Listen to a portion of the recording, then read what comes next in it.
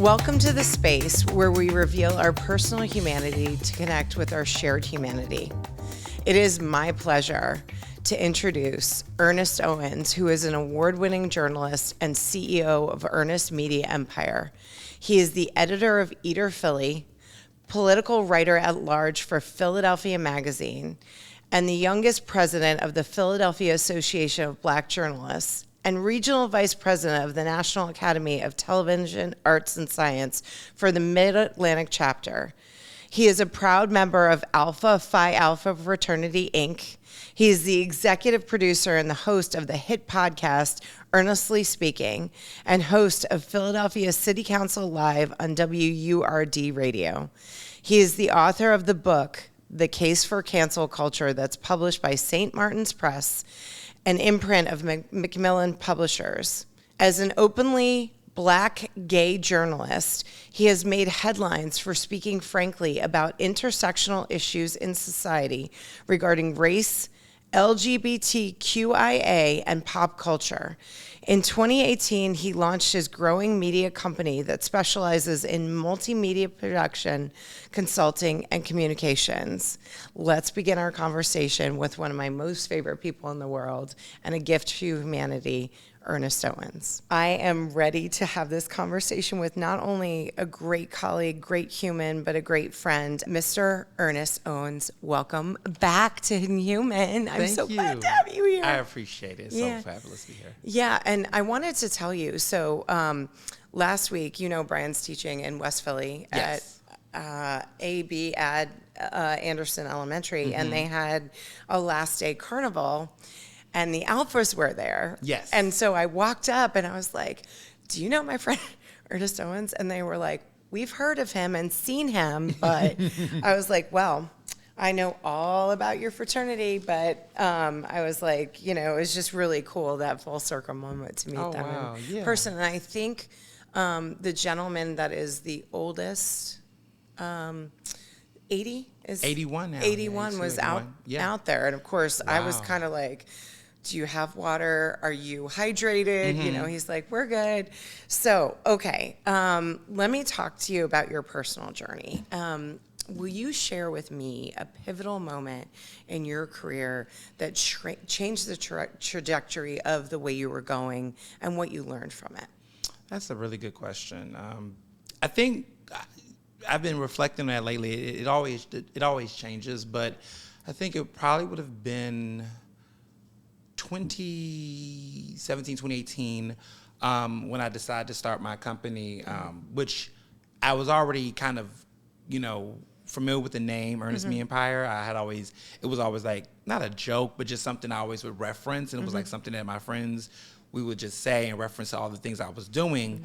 But I had decided to really make the transition after several years of doing freelance. And so, for the time being, like when I graduated from Penn in 2014 to 2018, there was this phase where I was freelancing a lot, doing a lot of these contracts. And I just loved what I was doing. And for a while, people were like thinking, well, you're doing this to lead to this. You're doing this to get this full time at this particular company and thing. But I had fell in love with the groove of what I was doing as it was.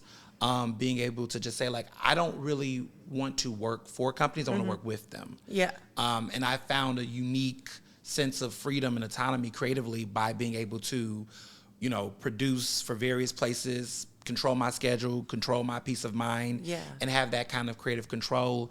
And when I decided to really take it seriously, say, look, at this point I'm making money, taxes, and I'm not realizing I can write some of this stuff off, that this could be a business, that's when I took that initiative. And once I established that was it. Everything else since then started moving. And has been able to give me a sense of satisfaction and pleasure where I'm currently standing, like how I'm working and why I'm working, what's the purpose. Right. Because I think for a long time, it was always this mentality of, well, what are you going to do next? Or how are you going to, what is this for? I can always say, no, this is all a part of my company. This is the work. This is the destination. And that grounded me. So I would say that where I'm at now, I think that was the pivotal moment when I went from just thinking of this as a means to an end or a stepping stone to being, this is where I'm at, because I was comfortable where I was at. Yeah. Yeah. I mean, you and I have talked about how we were orbiting around each other but didn't meet until 2021. Yeah. And what I have found really interesting is that distinction of working with, media companies, because you and I both know all of these media companies are doing layoffs, and They are.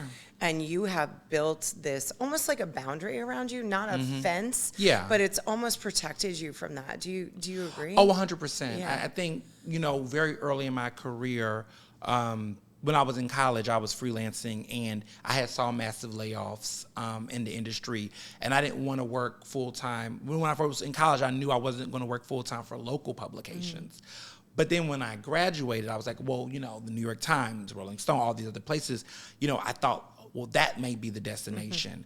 But in many ways, I just was in love with what I was doing. I was making good money, and I was really happy with the work I was doing now, that I was just like, well, I don't need to necessarily change this up. Why do I have to change this up? Right. What is making me feel like I have to? Right. And there was no reason outside of this industry advice from people that just didn't know what I was doing, understood how I was making this work. So they just felt like this must be a stepping stone. But then once I started to educate myself more about, how to have a business, how to make this all work on a higher level, then the perspective changed for me, where I was like, this is the work. This is what I want to do. I'm already doing it. I'm working for myself. Like, that is who I'm working for. And to your point, it's been great because I haven't had the experiences of layoff. I haven't had the HR problems that people have, and the dynamics. And us also being a young Black queer journalist is like, I'm the president of Philadelphia Association of Black Journalists, and I do a lot of advocacy around workplace issues and problems.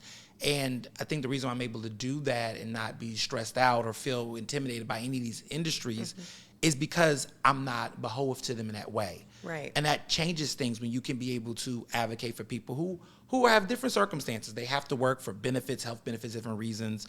I'm fortunate to be married to someone who works for the city, get benefits, and I can be able to do that and don't. But there's people who, sometimes people who work for themselves, they'll tell everybody, everyone needs to be doing this. But I have learned that there are people who have different career paths, different reasons for why they take certain jobs the way they do. And so I believe in a more holistic system, one that's not a hierarchy of like, okay, if you work for this corporation, then you're more superior than someone who's an entrepreneur, or entrepreneurs are boss CEOs, they're better. Everyone has something to offer and to work with in the economy, in this industry, and whatever works for them. I always tell people that a successful journalist, a successful professional is somebody that's working in a place that is uplifting, paying them equitably, paying them the right way, in an environment that is encouraging, allows them to see potential and growth. Yeah. For me, that was Ernest Media Empire, LLC. For somebody else, that can be Comcast, that can be Verizon, that can be any other company. Right. So everyone has that choice. But to me, it just needs to be about making sure that works for you and you know why you're doing it. Right. Because for me, pivoting to a full-time in a media company didn't make sense to me, even though that was what was being told to me by other people. Right. And it's programming and conditioning. Yeah. Right? Like, get married, have kids, 2.5 kids, the house, all that stuff. And it's just not true. It's whatever works for you. Yeah, no, absolutely. Yeah. I mean, everybody's circumstances are different. And I think that's what I learned when I was able to understand my unique circumstances for what my personal interests were. Then it helped me understand other people's journeys and make sure that even now leading this organization, I can be able to advise people whatever choices make sense for them. Because a lot of them, people do different pivots. Some people get laid off and they want to go freelance. Some people get laid off from one place and want to keep working for various companies. Some people don't ever want to work for a company, media company full-time. That was my case. I never worked full-time for a media company in journalism. Everything has always been contracted or freelance. Yeah, definitely. I mean, I worked for Clear Channel for 11 years, and I joke now and say I'm unemployable because if I went in there, I'd be like, why are you doing it like that? No, I'm not going to do, that kind of thing. Right. Whereas now and I wanted to talk to you about this, first of all, about bad actors in journalism, because you posted something, and I can't remember the gentleman's name, but he was talking about how podcasters are not journalists. Yes. And because there's such a lack of media literacy, and I got that from learning from you, how can you tell a true journalist. Like, there's all this, narrative around, the crooked media and all that stuff. I don't believe that. Right. But how can the average person tell that this is a reputable journalist, this is somebody I should listen to or consider when I'm formulating my opinion? Who are they accountable to? Okay. I've taken a while to figure that out, how to respond to that and figure out the source, because it has varied. My response has varied. My answer has been the same, but the way in which I've went about it has changed. But I think at the source, who are they accountable to? Is they accountable to a reputable outlet that is vetting this information? Are they accountable to community in a way in which community can provide, fact checking or clarifications, and they're holding themselves accountable to doing that to inform the community, because that's always the first source. Who are they accountable to? Right. Anything that I put out, there is an accountability lens to either, just because I'm independent does not mean that I personally prefer to send my information out through various outlets of mass distribution. So credible news sources, like Philadelphia Magazine, like, Rolling Stone, like the Daily Beast, wherever, at any moment, I like to put it out through vessels where there is that outlet. And if I'm not in that position to, being able to do it so independently where it's just something that is on my agency. So my podcast isn't owned by anybody but my own company, but it is who I am as a journalist, and I have a reputation that I think people, see me as credible and reliable, because I have aligned myself with brands and places that are as well. So that's the first source. If they're just out here just saying whatever and there's no sense of sourcing, there's no staff, there's no, verification, it's just them saying whatever they want on the mic, I don't think that's someone I can just automatically believe off the top. Yeah. So I always tell people that's the first thing. The second thing is that all journalism is media, but not all media is journalism. Some stuff is meant to entertain, some stuff is meant to incite, and some stuff is meant to inform. Yeah. And sometimes informative information can be entertaining, but the goal is to inform. But some people are just sending stuff for entertainment. And I think part of the issue is that we've let the mediums to which people are on dictate what is journalism, and that's not really my opinion. So, okay, someone's on TV. Just because they're on TV doesn't make them a journalist. Right. It's just a medium. Right. Just because someone's on a mic like this does not automatically make them a journalist. Yeah, I am not a journalist, by the way. Right, but people get confused by seeing people on those platform spaces. They automatically give them that title. Yeah. And I also think there needs to be more due diligence from the people that's out here to say that. Yeah. To put that disclaimer. Absolutely. To assume that people are going to know is disingenuous. And so I think people should say that as well. Yeah. And I always say to my clients, and I'd love to hear your thoughts on this, is follow the money. Like, who is funding the organization? Because that also makes a difference as well. I mean, you and I, you take a step, so I know I've kind of hit the nail on the head, but, one of the things, when you follow the money, and even though, and I think Philadelphia Magazine does this really well, but like when I was at Clear Channel, they used to say, production and sales was the separation of church and state, yet we're doing promotions for an advertiser that is spending hundreds of thousands of dollars using our airwaves. So it's, it's conflation and muddy. Yeah, and I think it depends. I mean, broadcast is a little different. I think they have this weirdness with it on the broadcasting end. But I definitely know for print, people can do that, but there is a little bit more of a clear wall and distinction there. I've never been in a position with anything I've ever written anywhere where I was told, don't do this because of this or blah, blah, blah. I've never played those games and no one ever expected me to, but that's not the same for other places, other outlets. Yeah. Some people have had those stories. And I do feel like it does get like that in the arts, entertainment, media spaces, where because they might have a contract or something with a certain artist or a festival or something, there could be some relationships that they don't want to, jeopardize. So sometimes there might be some nudging there. I've heard stories, but I haven't had those experiences in my career. Yeah, well, and that brings me to my next question. Can you walk me through your decision-making process, especially in critical moments, and how you decide what opportunities you're going to take. Because you're intentional about everything. I know that about you. Yeah. And you have so many opportunities with Eater and PABJ, which I definitely want to talk about that.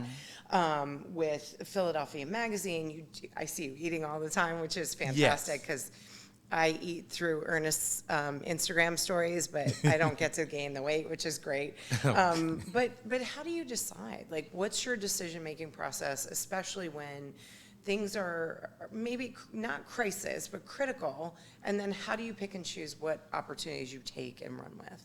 Well, one, it has to excite me. Like, I just don't do anything that doesn't excite me at this point. I have to have a sense of interest. Like, this is exciting, or this got me, because if I feel the excitement personally, then I think it will be the same for somebody out there. I'm not gonna say everybody, but people would probably be like, okay. Yeah. So I'm always like, first off, like, excitement. Second, is it feasible for me to do it? Like, I don't just say yes to everything, but do I have enough time? Do I have the ability to do this and pick up this project and really make it work? And then the third thing is there an element to it where I do think I can make a difference and make an impact? Yeah. Because it could be fun, exciting, but is there going to be something about it that's impactful? Yeah. So if it's all those three, I say yes. Yeah. Yeah. Yeah. I mean, your energy comes through in your work, and I get excited. So I'm going to be real transparent. Earnestly Speaking is one of the podcasts that I consistently listen to, and this is the way it goes. I wake up at 5:30 in the morning on Monday, and I go downstairs to make my coffee, and Ernest is there, obviously. There was one day when I couldn't find the episode, and I was like, I'm refreshing Apple like a crack addict. Where is your episode? And you sent it to me. But I love it because I walk away and go, oh, I'm more educated, plus you're my friend. And I sit there and I listen. I'm like, I was thinking that too, but I was too afraid to vocalize it. And then you say it, and it's like this beautiful thing.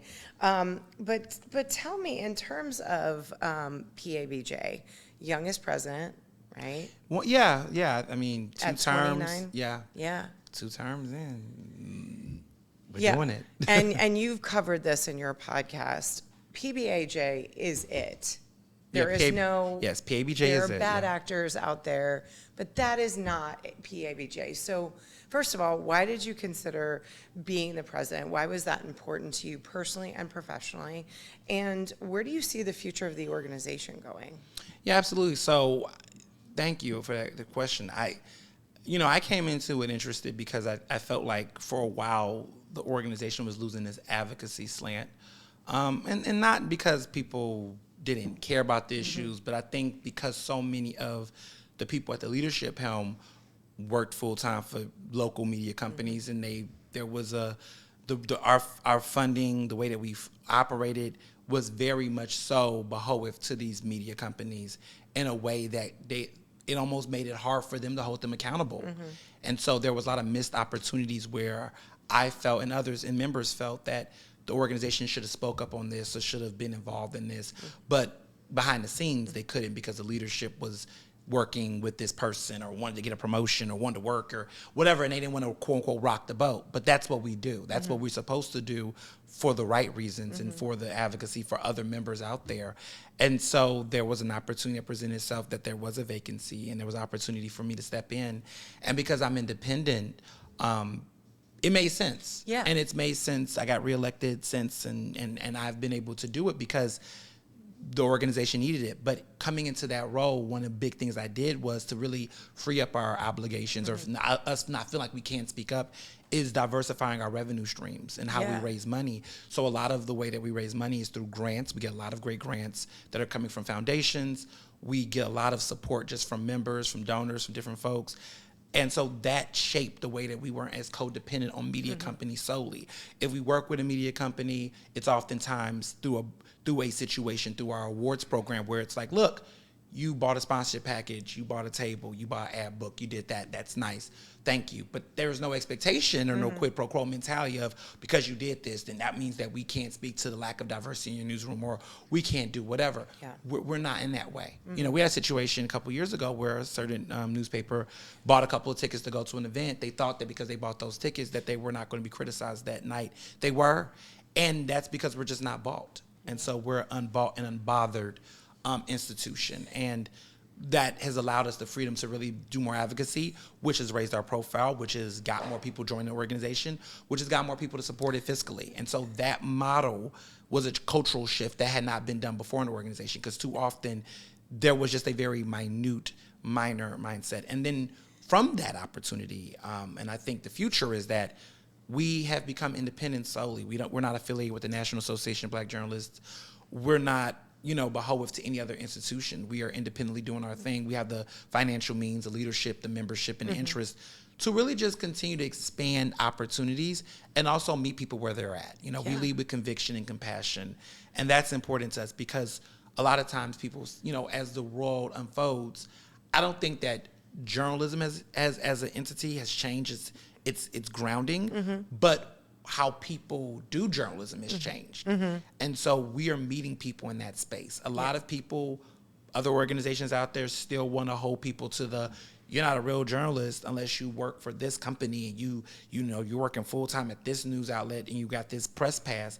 These layoffs have proven that a lot of people, specifically who are getting impacted by that, are younger, are Black, or brown, that have to reimagine this differently. We have a lot more entrepreneurial journalists, more people that's creating their own platforms, that's creating new ways to go out and do the work.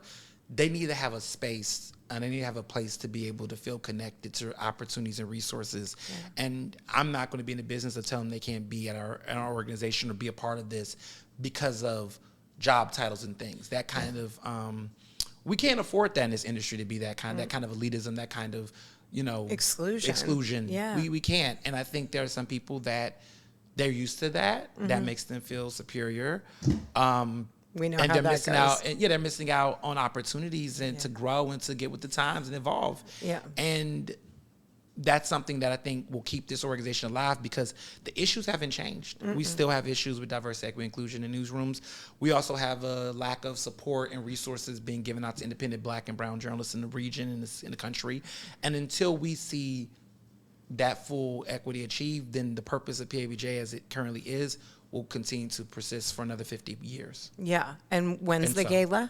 It is Saturday, November 9th. And it's the 50th anniversary. 50th anniversary. 50 years old. And if you haven't been, I've been to several events, and they're always really fun, and the people there are incredible. And I was there when that direct action happened, and I don't know if I ever told you, that was my first one seeing it live, play out. And what I didn't know, and I'm going to be really clear about this, is Ernest and the other leaders at PABJ did other things prior to that and found resistance from the organization, deflection, avoidance, all of that. So that was like the last step, right? The final step. And it still didn't wake them up. No. And to be clear, like I talk about that in my book, is that I think a lot of people oftentimes, a lot of people don't talk about this enough, but it takes a lot for any group of people, whether it's women, whether it's queer people, any group. But it takes a lot for Black journalists in a city like this, an industry like this, to take a public stance like that. We try to avoid it because you want to believe in good faith that people are trying, and you will do everything. And I mean, if you look throughout history and people took these bold outward stances, 9 times out of 10, if not 100% of the time, I would argue that there were initial steps before then. No one just wakes up and just say, we're going to go to an event and we're going to, do something in a public way. There's always things that build up to lead to that point before it goes to that point. And a lot of times people will try it, but sometimes you have to pop out and let people know. Yeah, and I always say you have to, like, the universe, God puts you in pain, whatever your belief system is, to get you to shift, because it's, and I thought if I was in that room and I was member of that, I would have slunk out, but instead it was met with arrogance and hubris, which is very indicative of who they are. It put a mirror to what it is that people can see, what we see. And I think too often, because people are doing things, I won't say in the dark, but privately trying to, save face for themselves and others and look out, than they do. But I think that, sometimes the racism of it all is people always assume that Black people, other folks, do not take the time to think things step by step and process things. They just think things are impulsive, and it's so easy to say that. It's so easy to say, we didn't get a chance. Oh, please. Yeah. You can send emails, you can show receipts, and even with women, like when during Me Too, when there were several women who called things out, people would say, oh, I didn't know this. No one told me. And it's like, there's always examples of which there was a warning, there was a please, or don't do that, or it was uncomfortable. Yeah, it was several warning shots. And so I just wish people would not assume that people in vulnerable situations or compromising positions had not considered doing something a lot more less confrontational before it went to that point. Well, and I think, women, people in, Black, brown people, y'all don't, let's just include women in that, we don't have the grace to do something that, shifting that dynamic, because we know what the consequences are. Yeah. It's not like we're going to sit there and go, we're going to strike today because we just feel like it. Yeah. There's a reason why it's called organizing activists, because you've organized it before. Yeah, there's a price that gets paid. There's retaliation. Always. There's all those things. I've paid prices for decisions I've made in that way. Don't regret anything. But there's always a cost, and you got to assess if that's the cost you want. But I often find myself in a situation that when I make that decision or get to that point, I don't even care. Right. Like, I don't ever care whatever the replication, whatever the action is, or the reprise or whatever, because I've thought this through, and realized, okay, do I care about this relationship at this point? Do I care about that partnership at this point? No, because at this point, I'm considering, while people will be worried about what they're going to do, they should be worried about what I'm going to do. And that's been the case. Yeah, and I want to make it really clear that the separation from an ABJ was, my understanding is you were protecting the members of PABJ, and they didn't like the pushback. No, I mean, this was a conversation in a situation that had been boiling for years. Yeah. But it got public, and a lot of it was because we're on 501c3. And, as a leader of this 501c3, I was elected by the members to represent their best interests. And when you're doing these affiliations and these collaborations, and let's be clear, these are collaborations, affiliations that are not monetized. It's just history. Like, we were the first Black Journalism Association in America. We decided, some of our founders back then in 1975, we were founded in 1974. NABJ was founded in 1975. Some of our leaders from our original organization and others from DC, Baltimore, whatever, came together in DC in December of 1975 to create the National Association of Black Journalists. But there were three organizations that predate them: PABJ, the Pittsburgh Federation of Journalists, and then the Baltimore Association of Black Journalists. Three of us, we predate them. PABJ was first. I believe Pittsburgh was second, and Baltimore was third. But we had already done this. We already knew what this looked like. And we all exist. Pittsburgh Federation, Baltimore Association, they're still there. They're still affiliated with NABJ. We're not. But we started this. We created what that could look like. Our Constitution, our early original Constitution that governs us, and our bylaws mirrored at one point theirs. Like, this is documented history. It's there. We were the Association of Black Journalists. That was our initial name. And then we became the Philadelphia Association of Black Journalists in the 80s, so that there wouldn't be confusion with the branding, with the National Association, all that stuff. But through time, I want to say about maybe 25 years ago, we got our own 501c3. And when we got on 501c3, that allowed us to be our own nonprofit. Like, we got our own thing going on. And because of that affiliation, the national organization wanted to create their own standards. They wanted to create these audits. And I don't like to use that word because audits is a federal term. That's a very IRS term. You really can't audit something. Right, but that was the word they would call it. We'd call it chapter audits. And so they would create their own little policies for how they would determine that based on affiliation. And so in this edition of the audit at that time, the ask was that we would give them the email addresses of all our members. We would give them, our financial information that was relevant to however they wanted to see fit. They wanted to know other things. We gave them an annual report.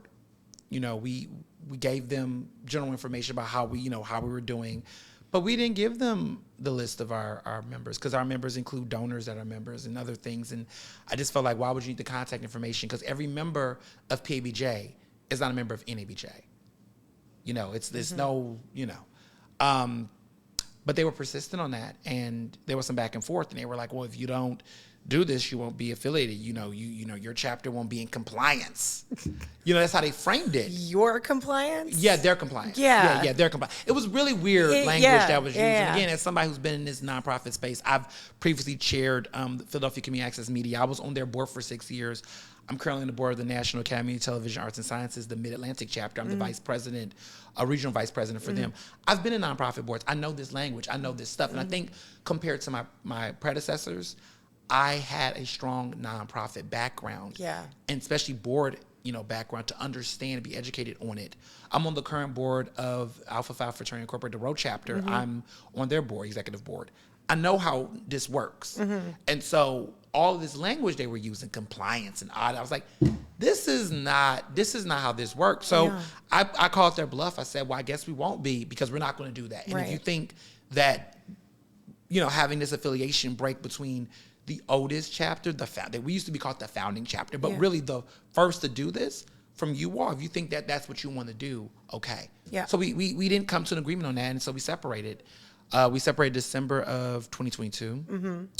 And then in the spring, around April of 2023, they banned me for 5 years. High five. Well, because when I was listening to this, it was so to be clear, I mean, their explanation for it, their justification, which was there was no due process. There was no real due process. It was just really just stacked up, and they were just like, disseminating misinformation about the organization was their claim. To be clear, this is very important to note that while this organization, the national organization, had a history of members of their board stealing money, misappropriating funds, complaints around sexual harassment within other members, there has been history of these like real bad behavior in courtrooms, right? Issues that really have hit this national organization. Yeah. There has been history over the years. I mean, and let me be clear, any organization that big will have liabilities and issues. Right. I am the only person in their history to be formally banned from the organization. I did not commit a crime. I did not do any actual physical damage. Right. But that just shows the double standard. Sure. And I had served and been awarded by this organization, been all of the things. But because I decided to take that stand, that retaliation hit me. Yeah. And so they created another chapter, or tried to create. I don't really call it a chapter. I think that'd be intellectually dishonest. They've created a little gaggle of group of people. I was going to say gatherings. And they got a little thing going, no funding, no institution, no support. They're having their meetings at the Philadelphia Inquirer, which is the organization that we had gave the Thumbs Down Award to, and failed to do any DEI work. It's just messy. But the truth and the message I learned from that experience is that happened a year ago. In the midst of me doing my book tour, having all these other things going on in my life. And in spite of all of that, I didn't feel like really hardened and broken or anything by that.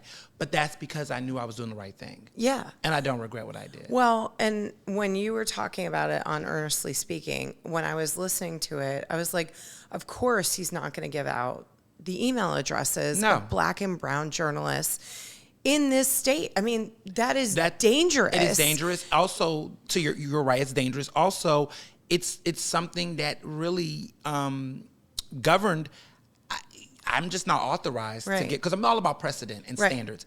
I can't just give the information of my members to a third party without their consent. Right. And when they joined this organization, they joined our organization. So whatever they agreed upon with us on these terms, that's sacred space. And so I always treat people how I want to be treated. Right. I don't want to be a part of any group or company where, you can agree, how you do little cookies, you have to agree and all that. Well, you submit, you compromise, or you agree to that decision. But I don't want to be a part of an organization where I did not give my consent to giving my personal information, however they see fit, to another third party, which in that case is NABJ. Because the third party to me is, there's no fiscal sponsorship here. There's no partnership. There's no co-ownership. No, you can't do that. And there were members who did voice concern and said, I don't want my information going to them. I didn't, because when do you pick and choose? We have people that actually fund us thousands of dollars, like a year. They've never asked for our members' information, and I would never give it to them. And there's no deal there. And so there was a double standard that was really weird. Yeah. And I just felt like that was not okay. And let me even talk about the hypocrisy. Yes. The hypocrisy is that there are PABJ members, there are NABJ members. And when there were times where in the past, historically, when PABJ wanted to incentivize members of NABJ who was registering to go to their convention, there was a mindset. We was like, okay, well, whoever does, we're gonna, give them a discount. We're gonna, pay for registration, whatever.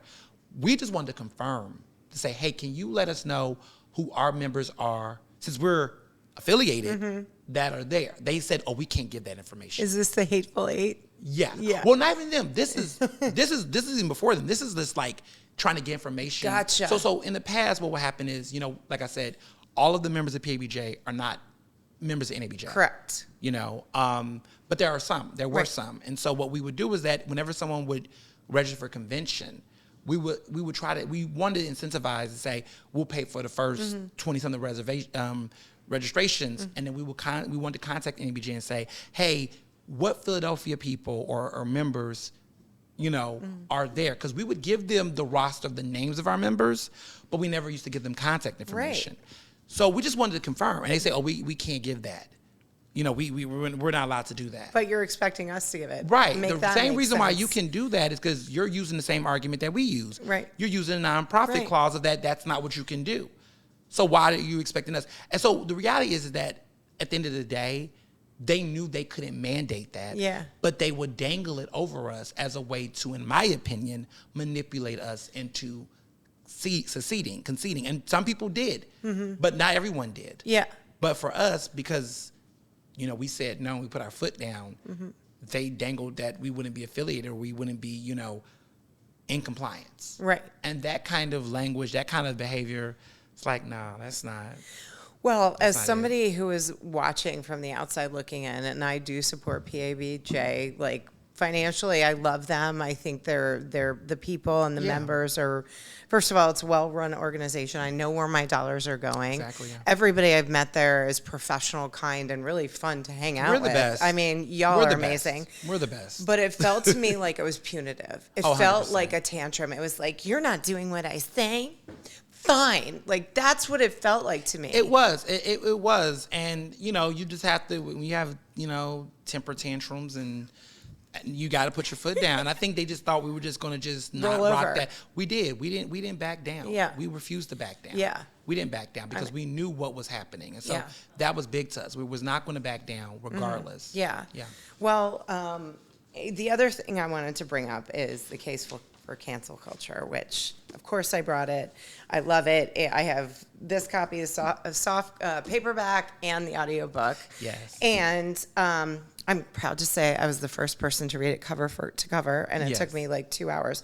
But what I loved was I went in not fully understanding what cancel culture was. Yeah. And like I said, every time I'm interacting with you, whether it's your podcast, listening to you at an event, or even reading your book, I walk away better educated. Mm-hmm. And of course, there was a teeny tiny little bit of me that's like, oh, this is woke stuff, right? Teeny, like very pinprick, right? Yeah. Then I read it and I was like, well, that totally makes sense. And what I loved about it is you break down how Republicans cancel, how Democrats cancel. Yeah. And really, this to me is using the digital landscape to go after companies or people, P. Diddy, as a collective to make sure that their bad behavior is held accountable. Is that fair? No, that's fair. I mean, it's more sophisticated. I think that's the argument in the book, essentially, is that this is cancel culture. It's not just this impulsive thing. It's very sophisticated. It's very much more thought through. The people that do it are leading with a bigger mindset than they've been framed by powerful people. Mm-hmm. This is about power dynamics. This is about institutional structures. This is about cult of personality. Yep. It's a lot of things that shape this. And I think I just was annoyed with how it was being talked about in public. I was annoyed with how it was being framed, because I think that it was in many ways gaslighting folks like myself who had a reason for why we were doing it, and also misinforming, and there was a lot of disinformation intentionally to try to, I think, fear people who are not as powerful to take action. Sure. I mean, because if the mindset is if everybody can be canceled, then is anyone really being canceled? Or is the fear that everybody could, so therefore no one should partake in this? Right. Is really trying to dispower people. And I didn't want that to be the narrative, because then you start seeing a erasure of history of like, okay, if they used to call it PC culture, political correctness, they would do anything to try to sham or disrespect. And so with cancel culture, for me, I took this term and I embraced it in a way that others were not, and really doubled down on why people do it. And I think we've seen a lot over the past several months that is showing people how this is necessary. Yeah. For various sides. Yeah. We're seeing people who were the most critical of it partake in it. Yeah. And people who, felt hesitant about leaning into that, lean into even more, because they see issues they are passionate about and they feel like action should be taken. Yeah. Well, and I love it says how this democratic tool works to liberate us all, right? And the other distinction that I really love that you make in the book is that your next door neighbor's not getting canceled. Celebrities are getting canceled, or these public figures. Or these big organizations like the Amazons of the world or whatever. I mean, no, and that's the problem. I think, I used to talk about this when I was in the beginning of my tour last year. I was like, there are people who think, sadly, and even they think of themselves more higher than they are in the larger scheme of society. So everyone thinks, the joke will be made of like, there'll be men that will just say, oh, I don't want to be around these women. They're gold diggers. And it's like, but you don't have any gold, sir. You don't really have any like major wealth. Like everyone's not a gold digger, Right. But these are the things that that in society people will say things like, oh, some working class Americans who will drink from the cup of Trump will say things like, oh, they're stealing our wealth, they're stealing our jobs, our money. You don't have any companies that have tons of jobs. You don't have this wealth. Like you're the worker, you're the person who is losing these things. Like, why do you think that you're not? Or they'll say things like, oh, I'm against welfare. The welfare class, they're not. But it's like a lot of people, benefit from social services. You grew up benefiting from it. If you cut that, what are you saying about those people that do? So this is a lot of times where people, because in America there's a lot of class anxiety for various reasons. People think they have more money than what they do. Some people will even be foolish enough to act like they have less wealth than they really do, because there's a lot of people that try to hide their money and their wealth and do all that. And this is kind of disingenuous in how they will talk about issues. And I've learned that just in my experiences growing up. Like, I grew up, working class. And then I went to college at the University of Pennsylvania, where there was a lot of people with a lot of money. But even in those environments, people would say, oh, I'm broke. And it's like, what does broke mean to you? Like, I grew up in an environment where, fortunately, I did not live without. My background was more so I had parents that, I wasn't just going to be given whatever I want, but I had to earn it in some kind of capacity. Most of the things I wanted, that I needed, I had everything I needed. I didn't go for what I needed, but the things that I wanted, I had to work for. Yeah. If I didn't have good grades, you're not about to have this crazy Christmas.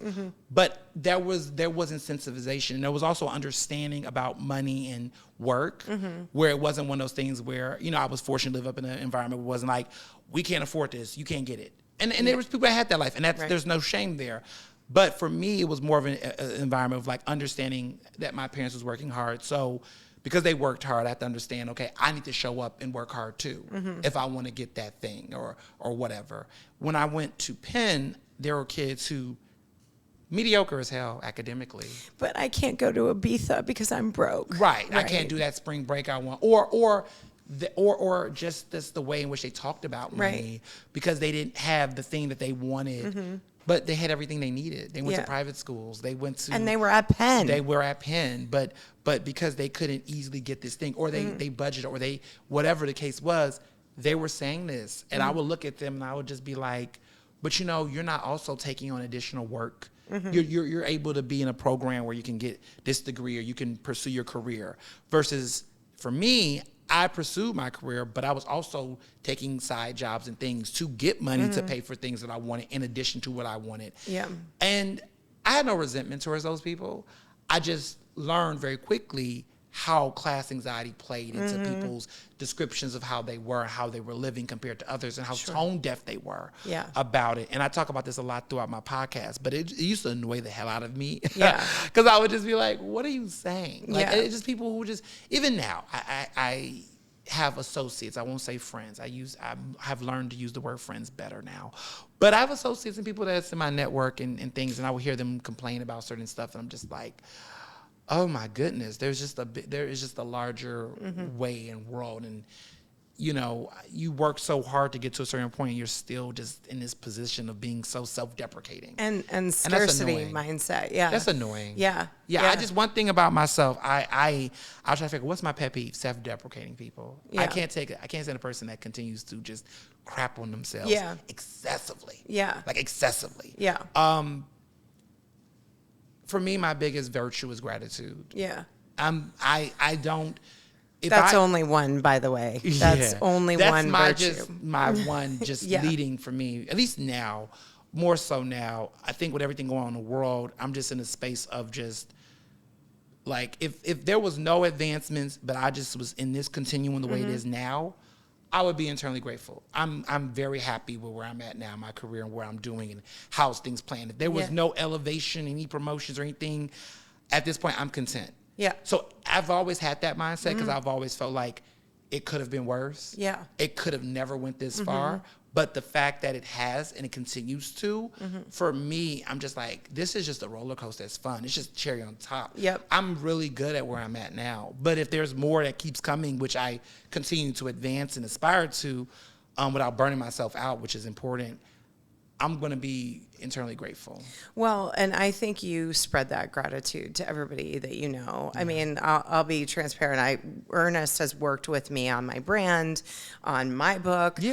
He was one of the people that kept me calm and centered, and during my TED Talk, which was very traumatizing. But one of the things, and I love this man. Let's just be clear. I just really do love you, and I watch you elevate the people around you. And I'll use the Litt brothers as one example, right? Or Lauren Footman as another example. Friend, You just really, you share the proverbial wealth. And I don't mean wealth by money. I mean opportunities. And I am forever grateful for you, and just, just loving learning from you and being alive the same time you are. Okay.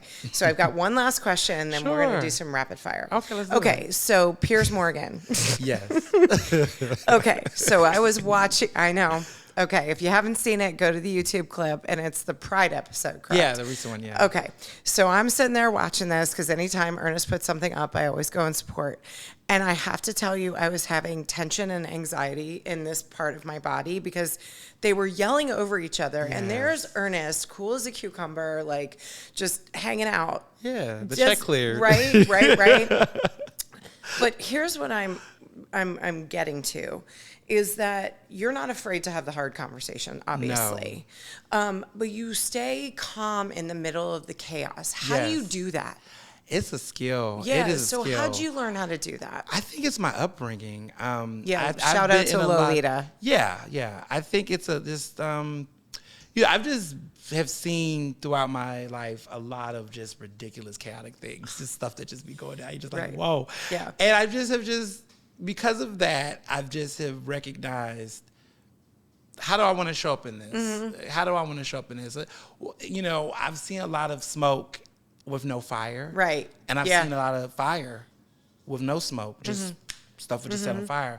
And I just realized in these situations with human behavior and just people that nothing ever is non-repairable in some regards. Some relationships, not necessarily the case. But there's always some resolve that if you're going to keep living, you have to make the best of whatever the circumstances are and live with that. And so very early in my life, I've been in situations where I've had conflict, I've had issues, and I've had to realize, okay, this has happened. where are we going? Are we going to just stay set on this? Are we going to just let this just define us? Or are we going to think about it, reflect on it? And I'm one of those people that like to take it in the now. I don't like to let things linger. Like people have a feud. I want people that come to me. You have a problem? I find most people avoid me. Yeah. Because they're not about that life. Yeah. Like a lot of people want to be in some type of contentious situation. Yeah. And I'm the kind of person where anybody got a problem with me for real and they want to have a conversation, a real conversation, let's have it. Yeah. I think people like to duck and dodge, which is their luxury and fine. But my little thing is, don't act like I tell people like to act like they have beef with me. You don't want to have beef with me. I literally had dinner with my friend Lauren last night. I was just telling her, we were just talking. I was just saying to her, people will be like, oh, they think they have beef with me. Like, I don't have beef with that many people. You don't have beef with me. When you have beef with me, I don't have beef with anybody. I'm in a very position where I can have disagreements with people, that people I don't care much for, and that's real, and I can be authentic about that for my space.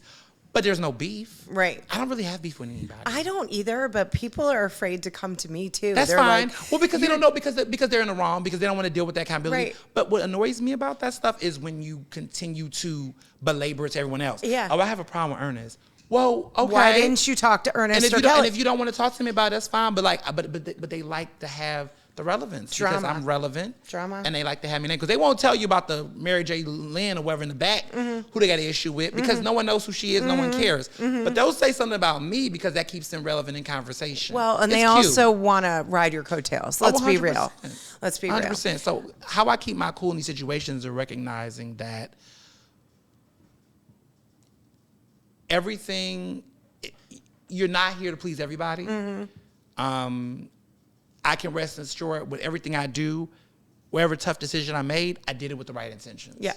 And if it didn't land a certain way and someone's willing to give me feedback or let me know, I can have that conversation. Yep. But if people just want to fester and revel in their feelings, go at it. But you'll do that by yourself. Yep. I'm not going to engage. Okay, so 4 rapid fire questions. You ready? Okay. And I listened to these this morning, so I'm curious to see if they're different. What's your favorite comfort food? It changes. Yeah. It was brisket from Texas. I like brisket. Yeah, I do like brisket. Brisket is always good just to eat for a meal. This is so random, but I guess it works for me. A fresh fruit salad. Nice. A fresh fruit salad. Okay. I don't know. That's where I'm at now. Like if I just get a nice, whenever. Yeah. I want that. Yeah. Okay. Random. What books are on your nightstand? Oh my goodness. You know what's so funny? When I get a chance to read, because I'm too busy writing my damn self to be able to read anything nowadays. That's the thing. I'm too busy out here in the world writing my own stuff to read people's stuff. But one thing, a pattern that I typically try to do is I try to read Pulitzer Prize winners of the year. So books that's won the Pulitzer Prize. That's what I typically try to do. Like if they won in the category, I like to get caught up. So last year I read George Floyd is his name. I met the authors. And that was my book. Right. King, A Life, the recent MLK biography, biography that came out last year. Around the same time my book came out. Right. I've been reading that. So that's typically like my new thing, has been like any Pulitzer Prize winning books of that year. I want to try to read as many as I can for the year. Love that. So the winners came out, I want to say in May. So I've seen that list. And so my goal is read it. And then I've been catching up on the previous books that came out last year. Gotcha. So Covenants, that was a good book I read. The Wager, I read that. But just a couple of books that's just like already, because I don't have time. And any good biographies. So anytime. So I've been reading a lot of books by Maryland Governor Wes Moore, who's an alpha. And he's been doing some big things lately. He just basically freed 175,000 people with connected cameras. So he's got a lot of books. He's been writing books. He was in journalism. He has a very wonderful background. Wrote a really great glowing piece about him in the Daily Beast. Because they say our Pennsylvania governor is also interested. My thoughts on him. People, I'm going to talk a lot about that in my podcast and stuff. But I just think that you know, you got to think about decisions you're making. Yeah. Why are you making interviews in the Breakfast Club? Yeah, exactly. Like, why are you, you know, forgetting to invite certain people to the governor's mansion for Pride Month? Yeah. Even though the White House invited certain people, you know. I have some interesting things to say that I'll say off air to you same about here, that. Same. So it's just you know, I think there's options, but like he's interesting to me. So anytime there's like a very interesting person that kind of emerges, and I find out they wrote a book, I typically want to read their books. Gotcha. And that's how I keep myself grounded. Okay. What songs are on your playlist? I have a feeling I know, but. Oh, yeah. So this summer song I've been listening to by Allie and AJ called Sun Choke. Okay. It came out last year, but it came up on a playlist that I was listening to, and I've been listening to it. And it's like a summer song. It has no pop cultural bearings, but I like it, and I just play it. I've been playing it a lot. Yeah, So I used to like Allie and AJ when I was younger, but they've been doing music, so I've been finding their discography interesting. That was not what I expected, but okay. Yeah, they're good. Ariana Grande's new album, Eternal Sunshine. I just like a lot of those songs. Supernatural with her. What's the other one? It's Supernatural. It's another group. Oh, yeah, The Boy Is Mine. Oh, yeah. Like that song. Love that album. That's been a fun album. Cowboy Carter is great. Yes. I listened to that. Taylor Swift's new album, I'm not crazy about all of the songs, but I like Guilty of Sin. This is one song on that album I just like a lot. I still listen to Karma from Midnight's, the previous album that just still plays. I'm all over the place. Sure. I'm liking this Sabrina Carpenter girl. I think they're forcing her on us. And people were talking about that, you know, Espresso's cute. I like her. Yeah. They just really forcing her heavy Yeah, down our they throats are. on the airwaves. But she's fun. Yeah. And that's the gist of what I'm listening to. I'm into pop this summer. Hopefully Sarah McLachlan too. Well, you know what? That's like, so there's people, so I didn't say her because she hadn't had any new music. Oh, gotcha. But no, that's a regular. There's staples. Like Janet is a staple. Like I'm always listening to Janet. I don't care what day it is. Celine Dion. Yep. Gonna always play Celine Dion. That's a nonstop. That's a non-discussion. Janet, Celine Dion, Britney. We're going back. We're you know, that's a guarantee. Sarah McLachlan, always. Sarah McLachlan, always. So okay, so what are you grateful for in this moment right now? I'm grateful that I've been able to have the last word on a lot of things lately. Yeah, I am. A lot of things that I have said have come to pass, continue to come to pass. Justin a lot Timberlake. Of stuff, him, right? But just so many things that I have been talked about, been said and you know, and today I was just thinking about something that's coming up very, very soon regarding me in a good way.